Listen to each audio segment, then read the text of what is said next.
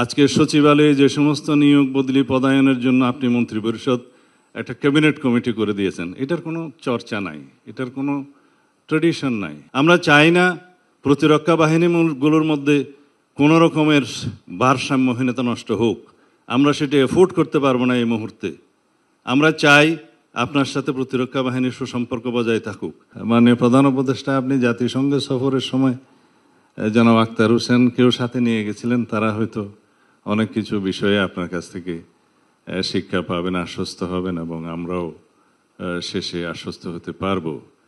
কিন্তু এখন দেখতেছি যেই আমরা সারা রাত যা পড়লাম, সকালবেলা ওটা আবার এটা রিপিটেশন, সেটা করা আমাদের মনে হয় উচিত হবে না।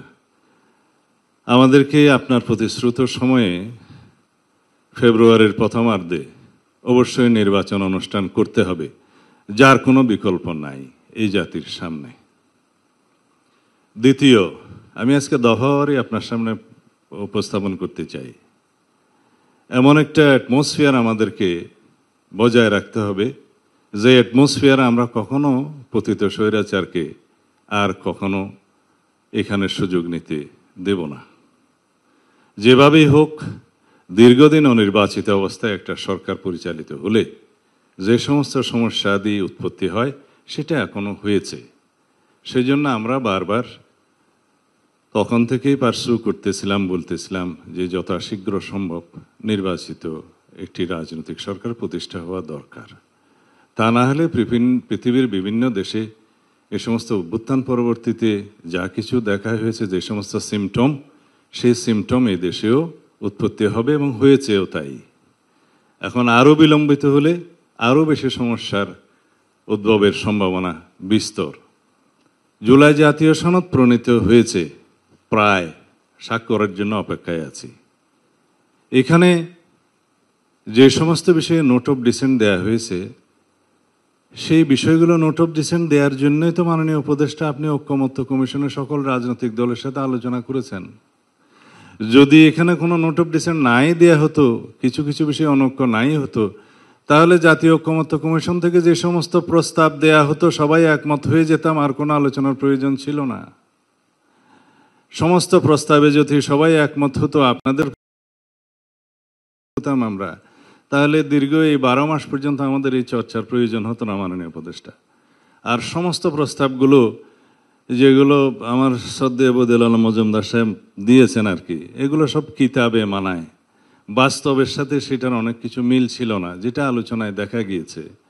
বাংলাদেশের রাজনৈতিক সংস্কৃতিতে এবং রাজনৈতিক ইতিহাসে যেগুলো সম্ভব, আমাদের কালচারাল স্টেটাসে যেগুলো সম্ভব, আমাদের মানবাধিকার পরিস্থিতি যেগুলো সম্ভব, ইভেন জুডিশিয়ারি জাজমেন্টও সেগুলো বিবেচনায় জুডিশিয়ারি জাজমেন্ট দেয়। কারণ এটা ব্রিটিশ নয়, এটা আমেরিকা নয়, এটা বাংলাদেশ।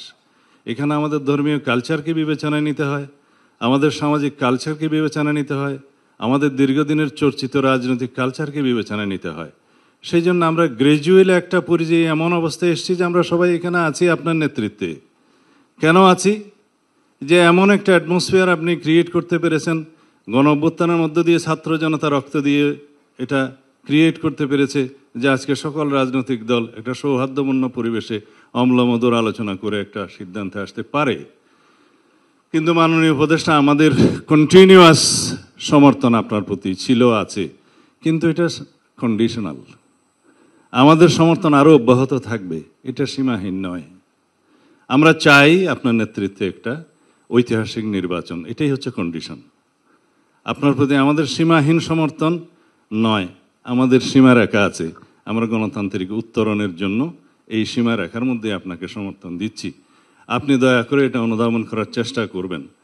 আজকে সচিবালয়ে যে সমস্ত নিয়োগ বদলি পদায়নের জন্য আপনি মন্ত্রিপরিষদ একটা ক্যাবিনেট কমিটি করে দিয়েছেন, এটার কোনো চর্চা নাই, এটার কোনো ট্রেডিশন নাই, এটা কোনো নিয়ম নয়। তারা যা করছে পদোন্নতি নিয়োগ বদলির মধ্যে, সেটা ওখানে একটা রাজত্ব সৃষ্টি হয়েছে, আপনি খোঁজ নেবেন। আমরা খুব অসন্তোষ প্রকাশ করছি। তাছাড়া অন্যান্য বিষয়ে যাতে বাংলাদেশের সকল অর্গানে ব্যালেন্স থাকে, সেটা আপনাকে চেষ্টা করতে হবে মাননীয় প্রধান উপদেষ্টা। আমরা চাই না প্রতিরক্ষা বাহিনীগুলোর মধ্যে কোনো রকমের ভারসাম্যহীনতা নষ্ট হোক। আমরা সেটা এফোর্ড করতে পারবো না এই মুহূর্তে। আমরা চাই আপনার সাথে প্রতিরক্ষা বাহিনীর সুসম্পর্ক বজায় থাকুক, রাষ্ট্র একটা ব্যালেন্সড অবস্থা থাকতে হবে। আমরা নির্বাচনকে সামনে রেখে কোনো রকমের ঝুঁকির মধ্যে আমরা যেতে চাই না, যেতে পারবো না, সেটা আমরা এফোর্ড করতে পারবো না।